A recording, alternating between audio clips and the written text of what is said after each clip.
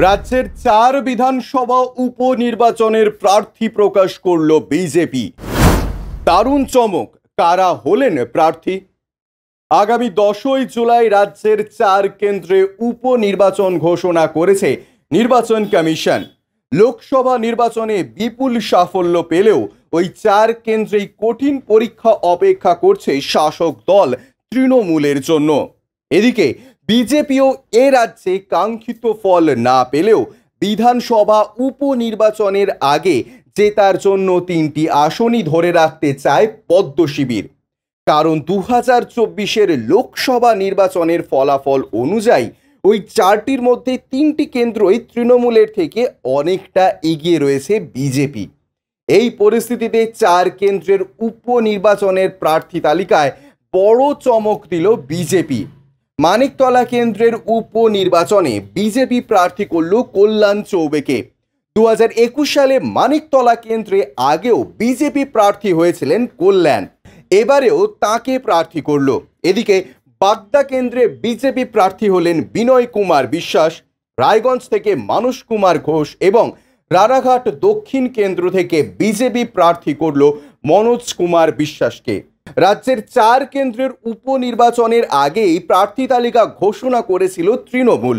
মানিকতলা কেন্দ্রে প্রার্থী করা হয়েছে প্রাক্তন মন্ত্রী তথা ওই কেন্দ্রের প্রাক্তন বিধায়ক সাধন পাণ্ডে শ্রী সুপ্তি পাণ্ডেকে। সাধনবাবুর মৃত্যুর কারণেই ওই কেন্দ্রে ফের উপনির্বাচন হচ্ছে। অপরদিকে বাগদা কেন্দ্রে তৃণমূল প্রার্থী তৃণমূল কংগ্রেসের রাজ্যসভার সাংসদ মমতা বালা ঠাকুরের কন্যা মধুপর্ণা ঠাকুর। রায়গঞ্জ কেন্দ্রে তৃণমূল প্রার্থী কৃষ্ণ কল্যাণী।